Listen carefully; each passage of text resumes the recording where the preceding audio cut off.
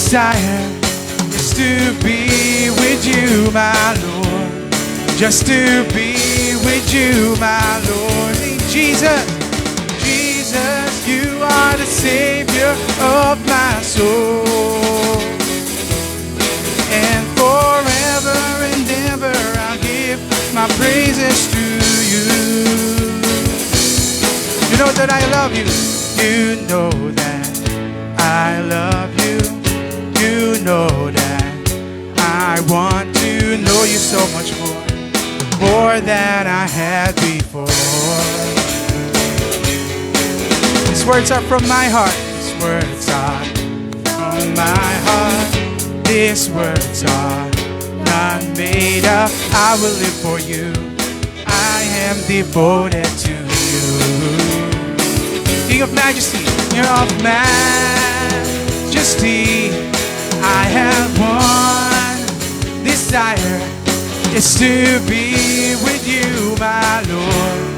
Just to be with you, my Lord. Jesus, Jesus, you are the Savior of my soul. And forever and ever I'll give my praises to you. Sing Jesus, Jesus, you are the Savior of my soul. And forever and ever I'll give my praises to you. Yes, Jesus, you bring your praises.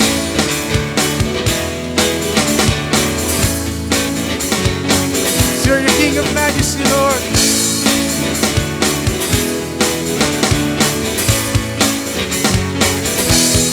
King of majesty, I have one desire, just to be with you, my Lord. Just to be with you, my Lord. Jesus, you are the Savior of my soul. And forever and ever I give my praises to you.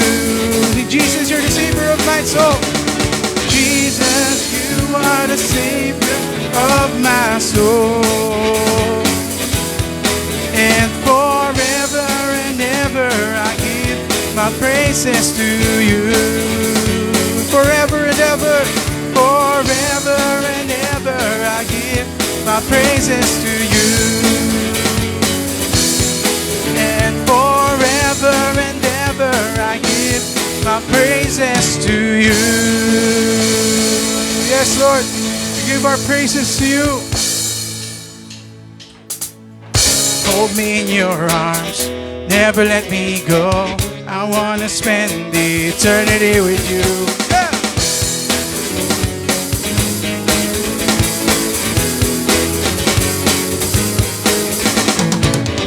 I stand before you, Lord, and give you all my praise.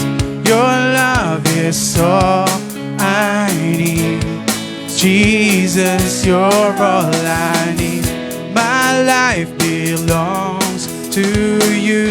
You gave your life for me. Your grace is all I need.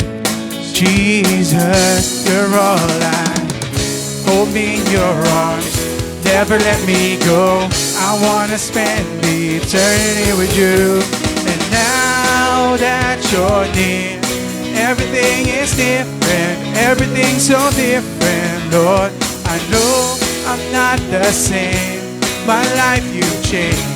I want to be with you, I want to be with you. Yes, Lord, we want to be with you. I stand before you, Lord. I stand before you and give you all my praise. Your love is all I need. Yes, Jesus, you're all I need. My life belongs to you. You gave your life for me. Your grace is all I need. Jesus, you're all let me go. I wanna spend eternity with you. And now that you're near, everything is different, everything's so different, Lord. I know I'm not the same, my life you changed, and I wanna be with you.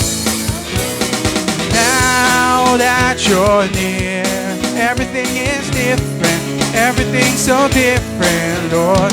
I know I'm not the same, my life you changed, and I wanna be with you. I wanna be with you. I will sing for you always. 'Cause in your presence, God, is where I want to stay.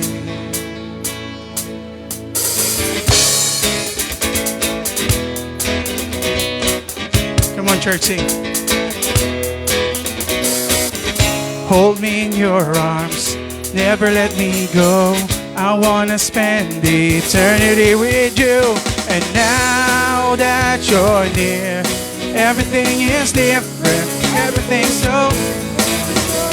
I know I'm not the same. I wanna be with you.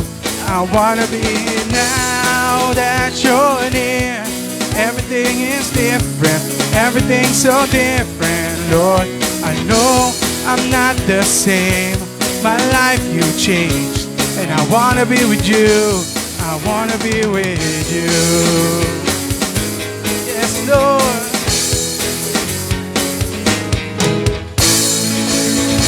Amen. Yes, Lord, we wanna be with you, Panginoon. Because you're the highest God. You're the greatest, Panginoon. And you are magnificent, Lord God.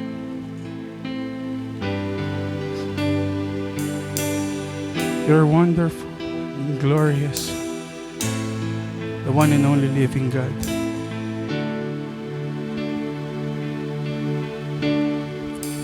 Who compares to you?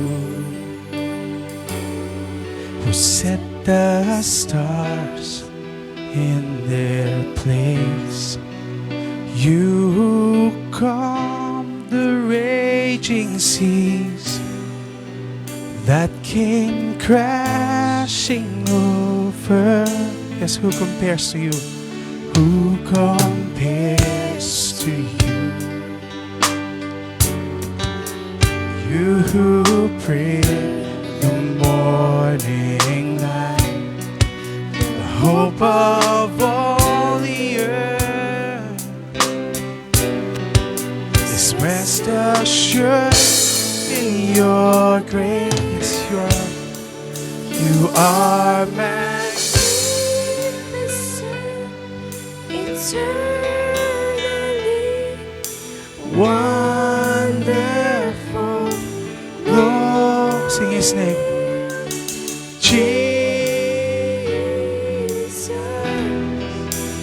no one ever will compare to you, Jesus. Yes, Lord. No one will compare to your name, to you, Jesus. Where the evening fades, you call forth songs of joy, and as the morning waves, we your children give you praise. You are magnificent, eternally wonderful, glorious. Sing Jesus.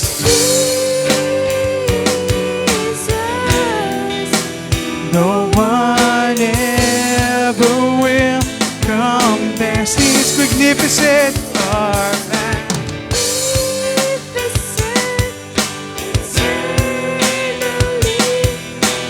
one, yes, you're wonderful, glorious Jesus.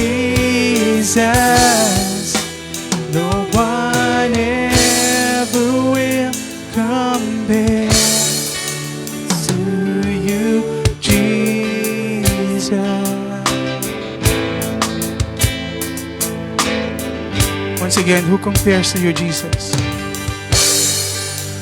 Who compares to you? No one. You set the stars In their place, you calm the raging sea that came crashing over me. Who compares? No one, Jesus. You who bring the morning light, the hope of all the earth. You're the hope of all the earth. Rest assured in your, come on church, sing. You're magnificent. You are magnificent,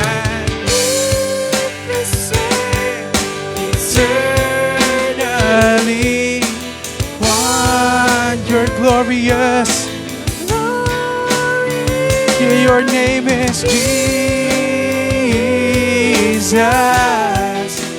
No one ever will compare. You are magnificent, magnificent, eternally wonderful, glorious Jesus. No one ever will compare to you, Jesus.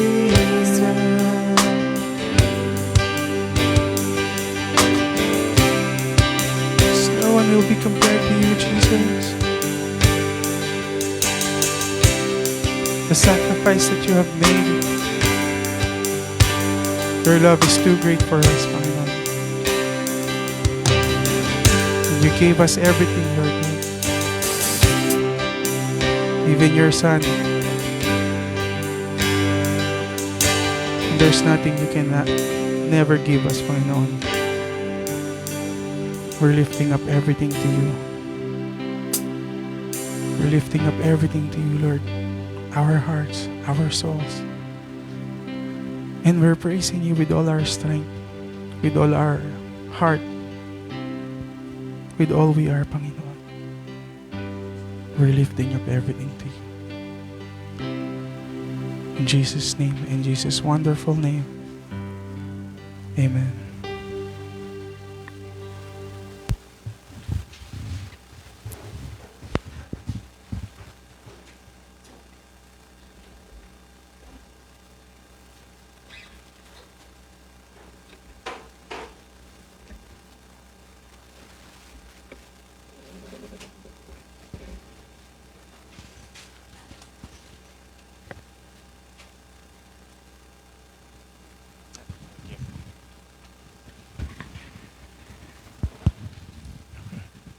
Magandang hapon po sa ating lahat. Ganon din po sa ating mga kapatiran na kasama natin online.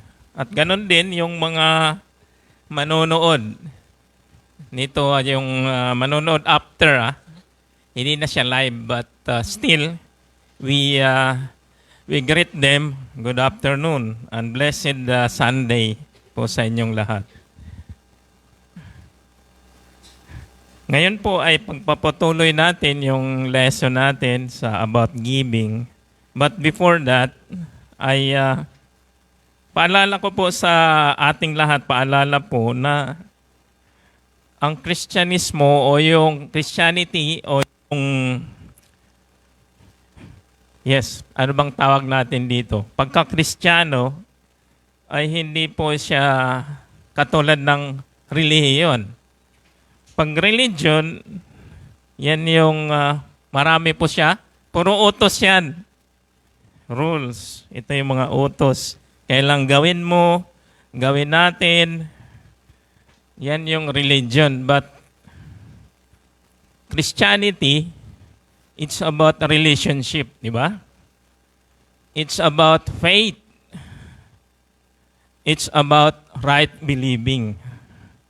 Kasi if we believe right, it will leads to right living, di ba? Ano ba yung faith? Palagi tayong nagbabanggit ng faith. Ang faith, palagi ko lang tinatandaan ang definition ng faith is substance. O, pag sinabing substance, laman, di ba? Faith is a substance. Di ba doon sa science natin, substance. Ibig sabihin, it's a matter. Faith is a substance of things we hope for. Ibig sabihin, mayroon tayong mga inaasahan. We hope for na mangyari, di ba? An evidence of things not seen. So pag may pananampalataya, mayroon tayong substance at mayroon tayong ebidensya doon sa mga bagay na hindi natin nakikita. So ganun lang yung definition ng faith. Huwag natin by book. Intindihin natin siya kung ano paano natin siya maintindihan by our own definition.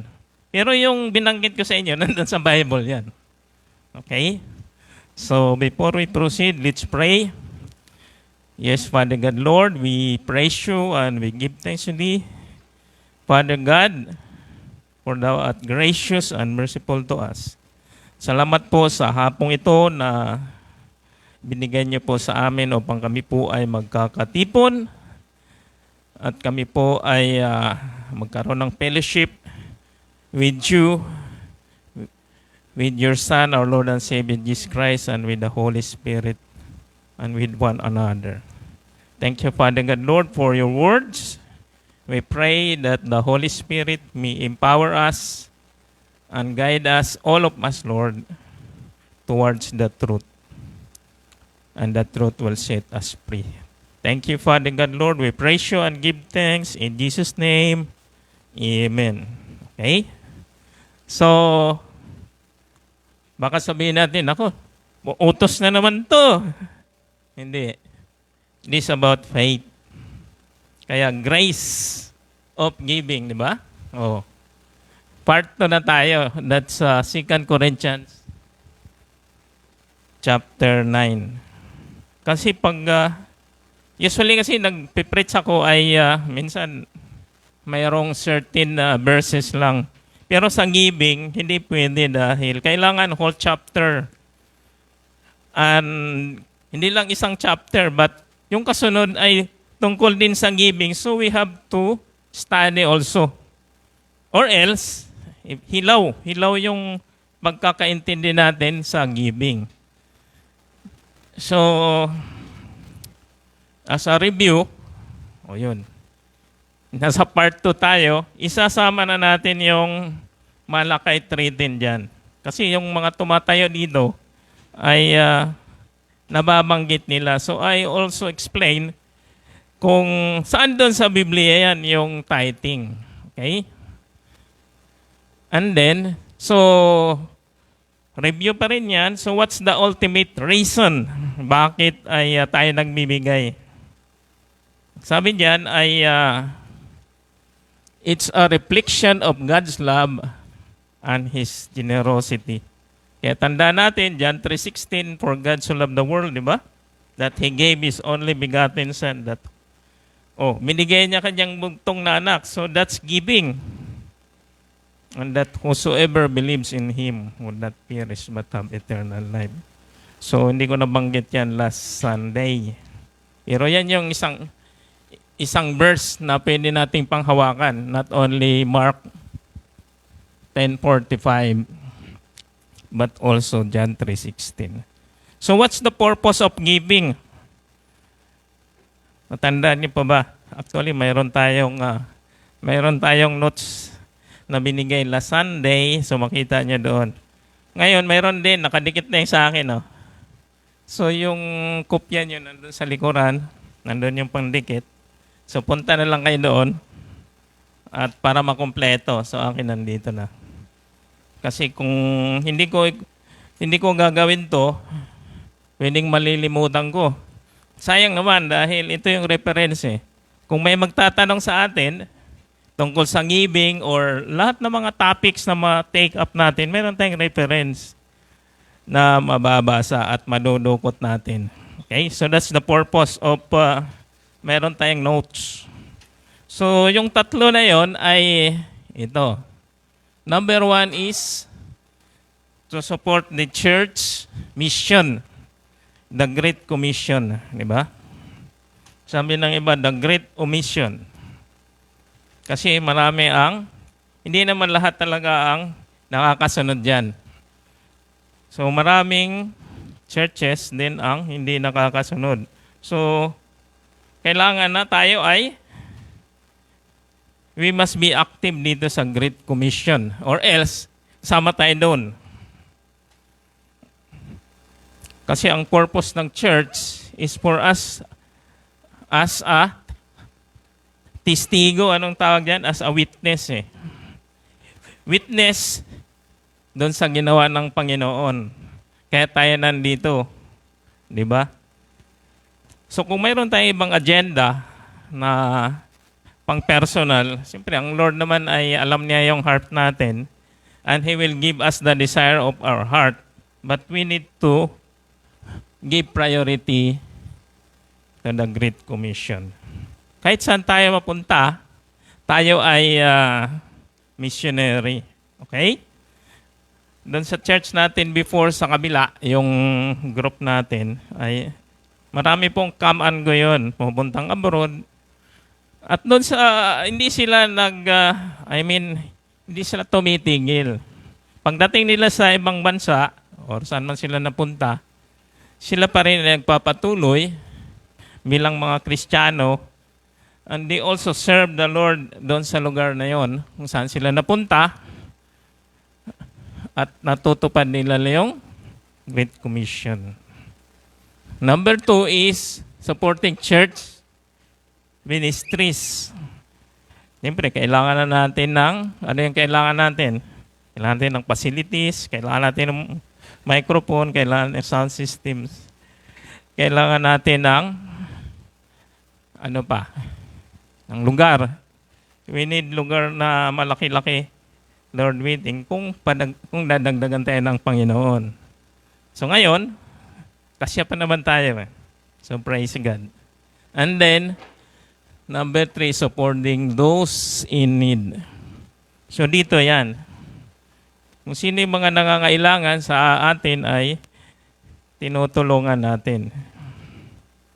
Yan yung madali nating gawin dahil mayroon naman tayong pundo and that's ready to be disposed dun sa mga nangangailangan. Okay? So, punta tayo dun sa topic natin today. It's about giving, grace of giving pa rin based on 2 Corinthians chapter 9. Okay? So, bakit 11 yan? Mayroon na tayong 10 eh. Kaya pang 11 na yan. Giving must be prepared and not grudgingly given. Pag sinabing grudgingly kasi, parang galit pa, di ba? Mabigat na word yung grudgingly. Grudge. May galit. Panggalit na pangbigay. So, if we give, magbigay tayo, dapat ay handa tayo. Di ba sabi dito? Be ready as a generous gift, not as one grudgingly given. Kasi pag nakahanda yung gift na yan, yung pagbigay natin, meaning to say, we are willing. Pero kung hindi tayo handa, pagdating ng offering box, bag, saka pa lang tayo magkalkal, ano bang ano? So, meaning to say, we're not ready. Kung ano lang yung madukot, so, hindi siya tama. Even though di tayo nagbibigay dito ng, nagbibigay tayo ng sobre, but binig tayo na rin magkusa na maghanda ng mga sobre na yon. Okay? Kahit na lagayan ng yung sobre ng tubig, ng Meralco, ng Manila Water, pwede na yan. Basta ang point doon is we need to be ready sa pagbibigay natin. Okay? Sa 12, giving is just like sowing and reaping, di ba? Sabi dito, Kung sino yung naghasik ng kakaunti, hindi kaunti lang din yung babalik. Pero kung if we sow generously, ay bumabalik din ang marami. Pero yung bibigay natin ay dapat based doon sa kung ano mayroon tayo. Kasi yung motive natin ay parang kailangan bibigay ko lahat to. Wala ka nang, hindi mo na binabudget, bibigay mo na lang lahat. Mali yung motive eh. Yung purpose natin is parang tumataya ka na ng ano niyan, loto na. Pag nanalo to, sigurado dadami ito. So, wrong motive na naman. Kailangan yung motibo natin sa paghahasik na yan ay tama. Kasi pag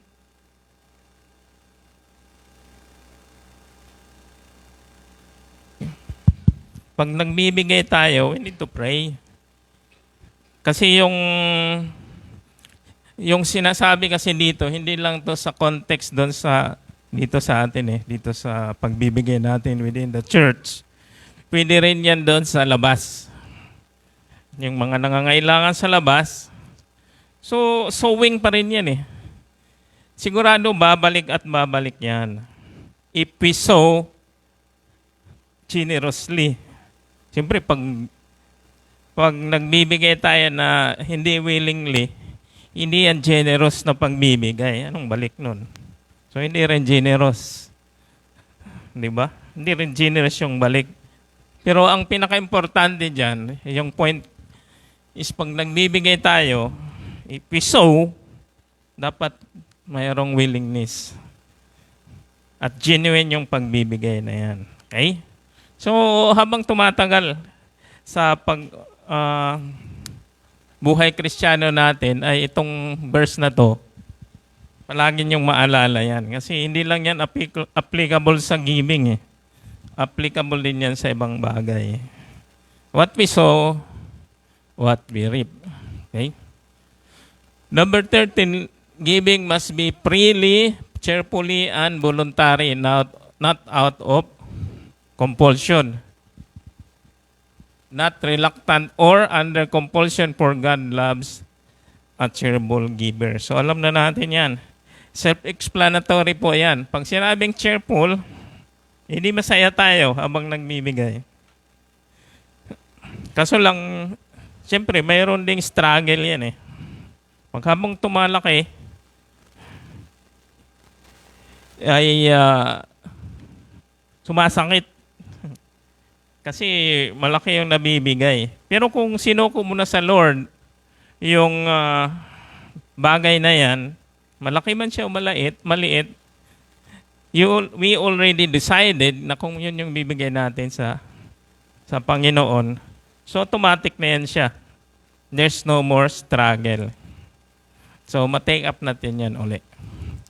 Number 14, we give because God already blessed us and not in order to be blessed.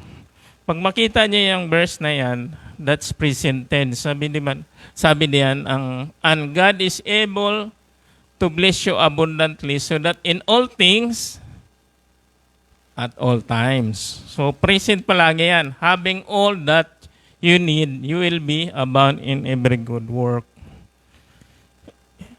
Ang Lord magbe-bless sa atin every day yan. Every day, regularly. Yan yung pangako Bless us at all times. Kaya tayo mga Kristiyano, we believe na ang blessing ng Lord is continuous yan.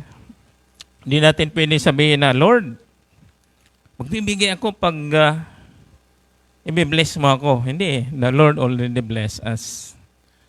Yan yung mali ng maraming, di ko na sabihin kung sino yan. Pero may mga ganong katuruan din na magbibigay lang dahil yung nangangako, mayroong ganyan mga panata ba tawag dyan? Lord, bigyan mo lang ako ng ganito bigyan ko yung ganyan ka na amount. Mga panata tawag nila dyan So, hindi yan ganon. the Lord already blessed us. And we return back all the blessings that God bestowed upon us. Okay? So, malapit na tayo. Seven lang to eh. So, 5. God supplies the seed to the sower. Sino ba yung sower? Tayo. And multiply it over time. Siya yung nagbibigay. Sabi dito, basahin natin yung pula. Will also supply and increase your store of seed and will enlarge the harvest of your righteousness. So over time, ay yung pagbibigay natin ay nag-i-improve. Hindi siya, let's say, nag-downgrade, but nag-upgrade yan siya. Yan yung sinasabi sa verse na yan. Because it's the Lord who supplies us of the seed na ibibigay sa atin. Hindi naman galing sa atin yun eh. Blessing din ng Panginoon yan, di ba? So over time, dapat nag-upgrade tayo. Yan yung sinasabi dyan na prinsipyo. And then second to the last, and will bless, enrich us in every way so that we can be generous on every occasion. So inulit-ulit, on every occasion din yan, di ba? Enrich in every way. So lahat na pagkakataon, tayo ay ibibless ng Panginoon. Upang sa lahat din na situation na kailangan natin tumulong ay meron tayo, di ba? Okay? So the last one dito sa 2 Corinthians chapter 9 ay giving will serve as our testimony to the gospel of Christ. Sabi diyan, di ba? Others will praise God for the obedience that accompanies your confession of the gospel of Christ. For what? For your generosity in sharing with them and with everyone else. So, sino yung isang example na nakita ko dyan? Di ba si Zacchaeus? Sabi ni Zacchaeus, bibigay ko yung, nung makilala niyang Panginoon, sabi niya, bibigay ko yung kalahati ng kayamanan ko. At kung sino yung, ano sabi niya dyan? And if I have cheated, yung sino yung ano niya dyan? Cheat. Ano sa Tagalog yan? Will repay it fourfold. So, babayaran niya ng times 4. Kung saan siya ay ninakawan niya siguro. Siyempre, pag tax collector ka, pwede kang mag-demand eh. O, ito yung utang mo. Ito yung babayaran mo. Pero hindi naman nila re-remit lahat yan. Pwedeng ganon. So, ganon si Zacchaeus. Nung makilala niya ang Panginoon, hindi na siya nag-aral ng 2 Corinthians chapter 8 and chapter 9. Lumabas lang kagad sa puso niya. Nakilala niya ang Panginoon, naging generous siya. Diba? So, it's not a command, but it's a test. Makikita natin mamaya. Mayroon pa akong isang example. Ito si Peter Tabichi. Yan ay isang Kenyan. Teacher yan siya ng science doon sa Kenya. 80% ng kanyang salary ay tinutulong niya sa mga estudyante kasi yung mga estudyante niya ay halos mahirap yung village nila. Yung computer nila, isa lang eh. Ilan sila estudyante? Ang dami. Computer na isang piraso lang. So, naawa siya. Kaya dinodonate niya yung sahod niya. Pero praise God, dahil, anong nakalagay dyan? Nanalo siya ng 1 million, no? Anong award na yan? Sabi diyan, Kenyan Science Teacher wins 1 million. Siya yung pinaka-the best teacher. Saan niya natanggap yan? Doon sa Dubai.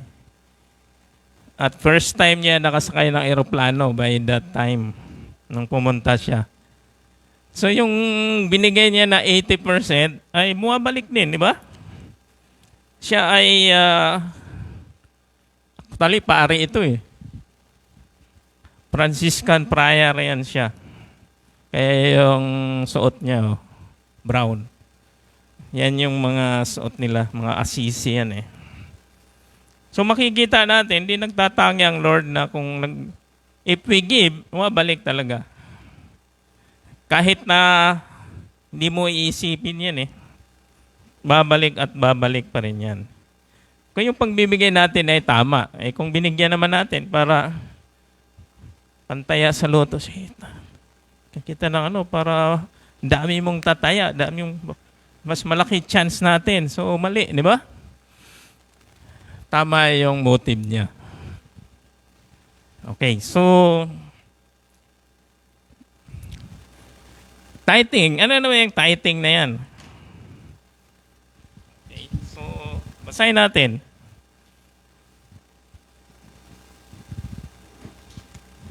Dito na lang sa... Minsan hindi ko nababasa dyan eh. Ang sabi dito, bring the whole tithe into the storehouse that there may be food in my house. Sabi ng Lord, di ba? Test me in this, says the Lord Almighty, and see if I will not throw open the floodgates of heaven and pour out so much blessing that there will not be room enough to store it.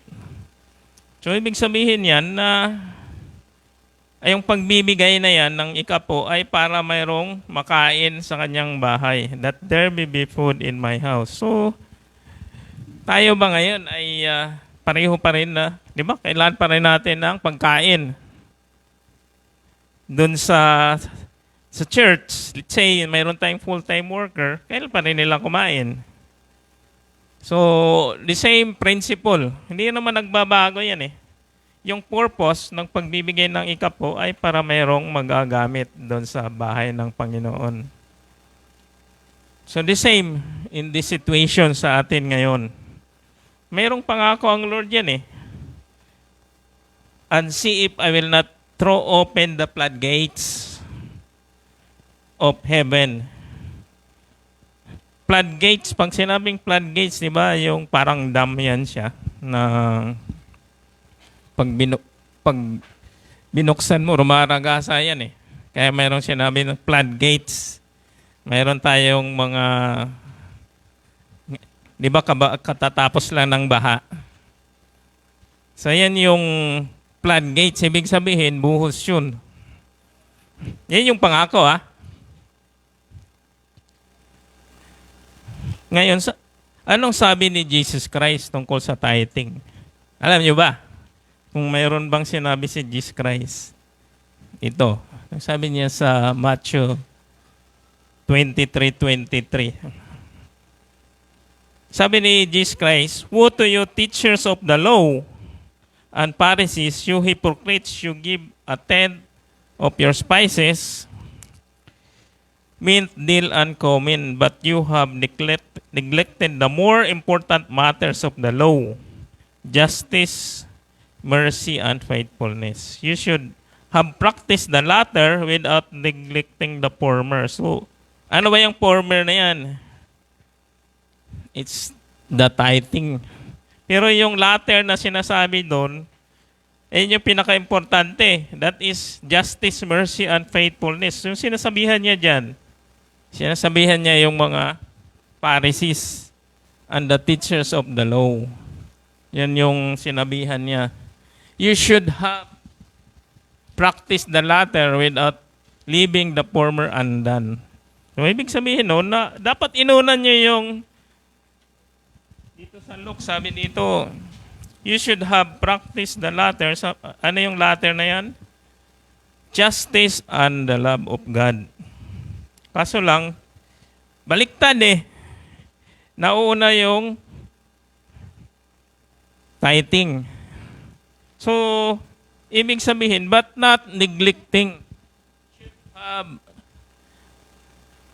without leaving the former undone. Ibig sabihin, hindi ina-abolish ni Jesus Christ. The same principle eh. Ngayon, sabihin natin, ay wala man sa wala man sa New Testament, di naman pinipreach ni Paul yan doon sa Corinthians. Never na-mention yung tithing doon sa New Testament. Only Jesus Christ ang nagsabi niyan. So, paano natin i-connect yan? So, ito yung connection doon. Yan. Romans 14:23. And everything that is not from faith is sin. So, ngayon, makikita nyo na may mga kapatiran tayo dito na tumatayo, di ba? Tumatayo dito sa pag-Sunday, nag-exhort about giving, at ginagamit nila tong verse na to, Malakay 3:10. So, anong ibig sabihin nun? Ibig sabihin nun, na sila inanampalataya doon sa they believe what Jesus Christ said in Malakay 3:10. Ibig sabihin nun, ito yung ginagawa ko, nag-iika po ako, I'll sharing this to you, na ito rin yung gagawin nyo. Di ba ganun yung exhorting? Kasi pag hindi natin ginagawa, tapos sinishare natin, we are a hypocrite ang tawag doon. So dapat ginagawa natin yung yung tinuturo natin. That's faith. Ito yung connection nun. 14:23. Kaya nagsishare din ako sa inyo about nito dahil by God's grace ay ginagawa din namin yan. Before, sabi ko nga, struggle ako dyan nung binata pa ako dahil iba yung priority ko. Ano yung problema doon? Ito. Balikan natin yung sa chapter 8. Itong sabi. Because giving is a commitment, di ba? Commitment to God first and then to His servants. Yung pagpapasakop natin. So, kung wala yung commitment natin sa Panginoon, pag sinabing commitment kasi surrender yan Kahit 1% pa lang or 0.5%, mahirapan tayo magbigay dahil wala din yung commitment Wala yung surrender. We need to surrender first to the Lord. Sabi nga dyan, they gave themselves first of all to the Lord. Kasi kung walang surrender doon, pagbibigay natin ay wala pa yun. Hindi natin magagawa ito. Because grace is giving. Kailangan natin ang kailangan natin yung strength ng Panginoon, yung grace niya. Kaya sa namin, by His grace, magagawa natin. By the Spirit of God, magagawa natin. Kasi kung works, no. Parang law yan. Hindi natin magagawa yan. So, kailangan natin ang grace ng Panginoon. Yan yung sa number 2. Kailangan natin ang grace ng Panginoon upang magawa natin ito. Kaya nakalagay diyan is grace of giving. Ang number 3, balikan natin uli yan. Giving is not a command. Tandaan natin yung pagbibigay, hindi yan command o utos. Nakalagay diyan, it's a test. Ganon din yung tithing, it's a test pa rin Di ba? Sabi ng Lord, test me in this. O sinusubukan tayo. Susunod ka ba o hindi? Ibig sabihin, yes or no lang naman yan Ito, test pa rin yan. Of the test of our sincerity of our love. Kaya sabi niya ni Pablo, kung tayo nagbibigay at wala namang pag-ibig, kahit nasunugin yung katawan natin, bibigyan natin lahat yung properties natin. If there's no love, I'm nothing, sabi ni Paul. No, so, sa conclusion, ito yung conclusion natin. So, ito. Giving is surrender to God concerning the earthly position. He entrusted us and to be a good steward, managing by our faith in His words. Nung tinagalog ko yan, actually ako rin nag-compose ng English na yan So ang pagbibigay ay pagsuko sa Diyos tungkol sa pag-aari na pinagkatiwala niya sa atin.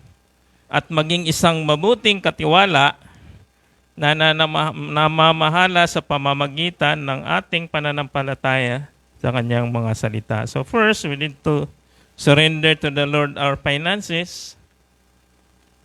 At we acknowledge na lahat na binigyan niya sa atin ay blessing niya sa atin, and we need to be a good steward. At sabi dito, sa pamamagitan ng ating pananampalataya, yung ating pagmanis doon. So we need to exercise with faith. Kasi without faith, anong sabi doon? It's a sin. So kahit yung pag-iika po natin, sabi mo Lord so susunod ako. Yan ibig sabihin ng faith. Kasi mayroon kang pinanghahawakan na salita ng Panginoon. So magbigay ko ng example in 2 words. Ito. Stewardship. Siguro mayroon tayong another niyan. Siguro magkaroon tayo ng message diyan about stewardship. Yun. What is stewardship? It's about to give, to serve, to attend, and to grow. So that's our Christian life actually, yung stewardship. Yung pagbibigay, isang aspect lang yan. To give. And then, siguro maganda din tayong magkaroon tayo nito. Meron din tayong topic about budgeting. Kasi yan yung problema ko before lalo na nung binata ko. Di ko alam paano mag-budget Di ko alam kung ano yung mga priority. So we need to prioritize yung mga ginagastusan natin. Ano-ano yon? Hindi ko mabasa, maliit dito. Ayun. Yung pag-iika po, pagkain, baon ng mga bata, yung tuition, monthly budget, at basta budgeting, ganyan yan. Example lang yan. Di yan yung topic natin. Okay? So, kailangan matutunan din natin yan. And then, yung panghuling word, palagi kong inaalala yan. Sabi nga, Romans 8:32. Memorize niyo yan.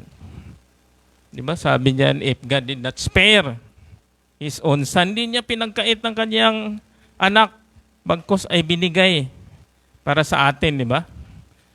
Ito pa yung mga bagay-bagay na ito. Hindi naman, bakit hindi naman niya ibigay sa atin nang walang bayad ang lahat ng mga ito? If He did not spare His own Son, but gave Him up, but graciously give Him up for us all, will He not also along with Him graciously give us all things? So, sabi ko nga before nung bago akong empleyado, bago akong nagtatrabaho, sabi ko lang problema yung sasakyan lang problema yan. Kasi kung yung mga bagay-bagay na yan kinakalawang, nasisira, kung binigay nga ng Panginoon yung kanyang anak ito pa kaya hindi bibigay sa akin. Yung tanong ko lang namina na kaya yung bakal na gagawing kotse para sa akin. Bagong 20s lang ako nun namina na siguro. So, praise God. So, ito lang yung gusto kong ibahagi sa inyo sa hapong ito. At pag-aralan natin mamaya. Okay, so let's pray. Yes, Father God, Lord, we give thanks to you again, Lord, sa dito po sa inyong mga salita na aming napag-aralan ngayon. We pray, Lord, na ito po ay aming may sa puso at may sa pamuhay, Lord. At kayo po ay mangusap sa bawat isa na nandirito, ganoon din po sa makikinig po sa message na to in the online, Lord, or ganoon din po, Lord, sa mga susunod na mga araw pa. We give praise and give thanks to you in Jesus' name. Amen. Purihin ng Panginoon.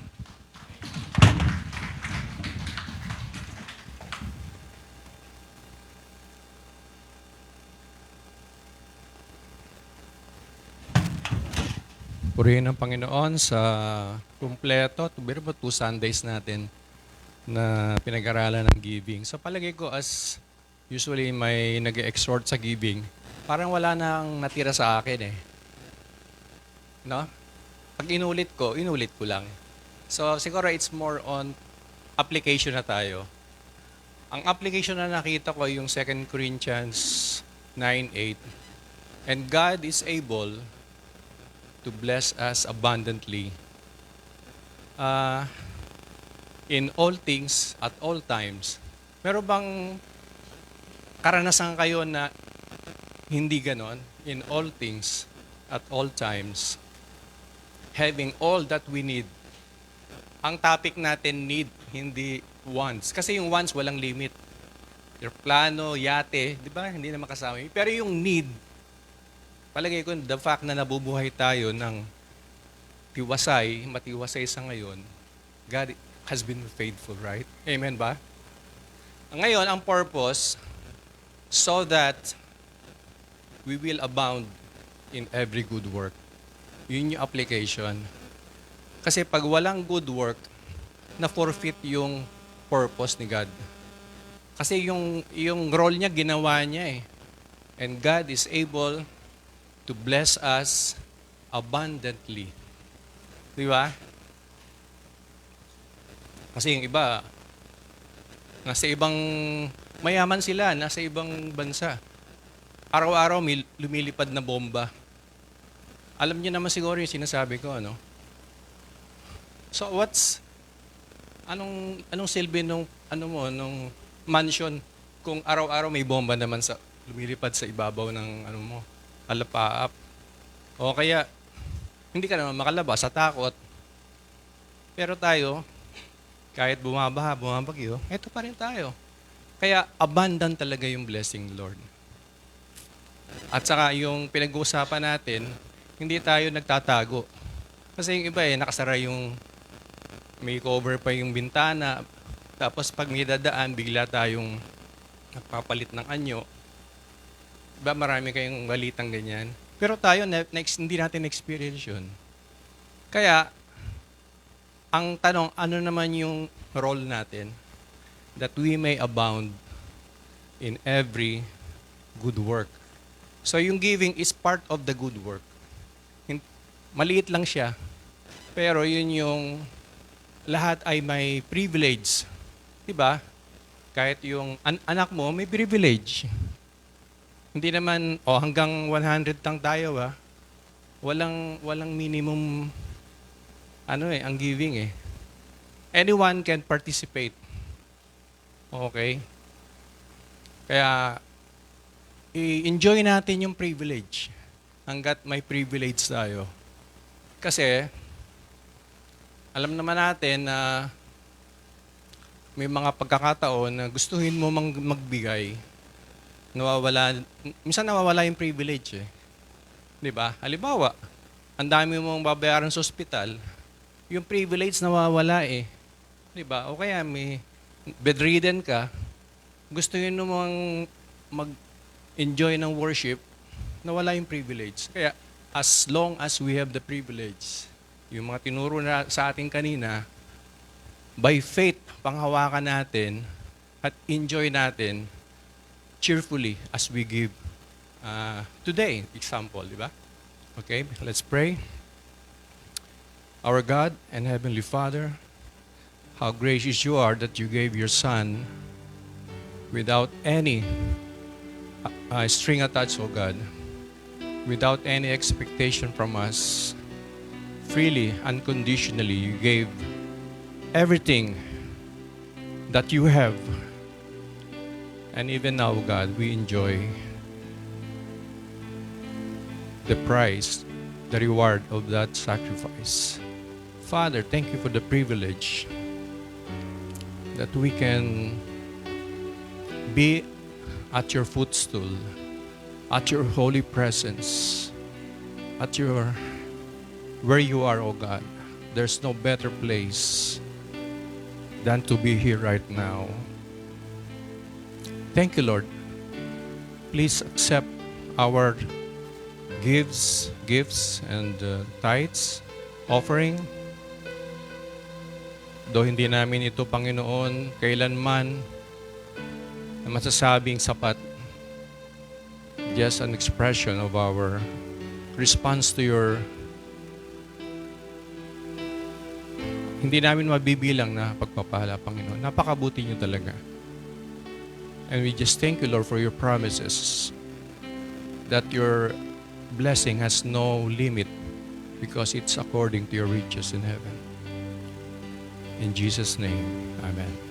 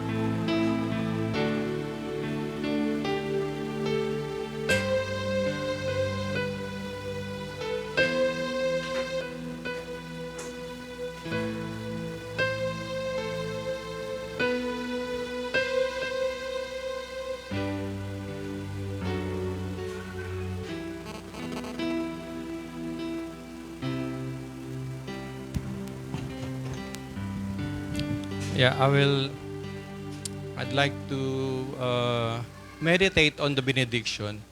I just don't want to say it parang formula. Ang sabi dun sa benediction, pagpalain kayo ng Panginoon at ingatan. Pagliwanagin niya ang kanyang mukha sa inyo at pagkalooban ng biyaya. Lingapin kayo ng Diyos at naway mapuspos ng kapayapaan, kagalakan, at nag-uumapaw na pag-asa. Panginoon, igawad niyo po ang mga salitang ito sa pamamagitan ng inyong banal na Espiritu. At sa pamamagitan ng pananampalataya sa Panginoong Hesus, ay tinatanggap po namin ito sa pangalan ni Hesus. Amen.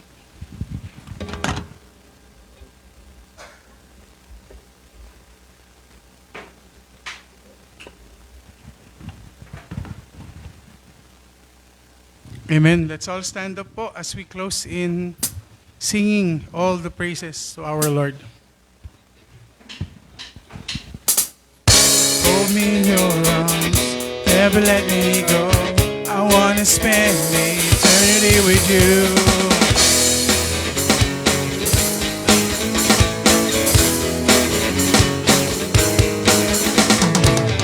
I stand before you, Lord, and give you all my praise. Your love is all I need. Jesus, you're all I need. My life belongs to you. You gave your life for me. Your grace is all I need. Jesus, you're all I need. Hold me in your arms, never let me go. I want to spend eternity with you. And now that you're here, everything is different, everything's so different. Oh, I know I'm not the same, my life you changed. And I want to be with you, I want to be with you.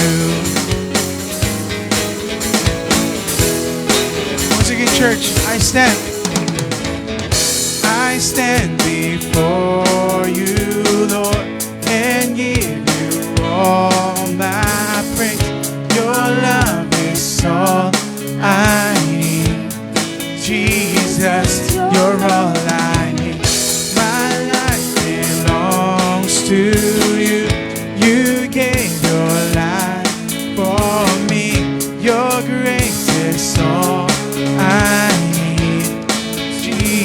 Jesus, you're all I need. Hold me in your arms, never let me go. I wanna spend eternity with you. And now that you're near, everything is different, everything's so different, Lord. I know I'm not the same, my life you've changed, and I wanna be with you. I wanna be, now that you're near, everything is different, everything's so different, Lord. I know I'm not the same, my life you've changed, and I wanna be with you. I wanna be with you, and I will sing to you always.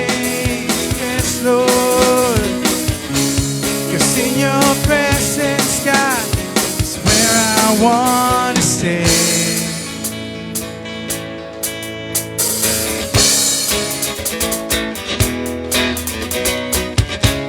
Come on, church, sing. Hold me in your arms, never let me go. I wanna spend eternity with you. And now that you're near, everything is different, everything's so different, Lord. I know I'm not the same, my life you've changed. I wanna be with you, I wanna be, now that you're near. Everything is different, everything's so different, Lord.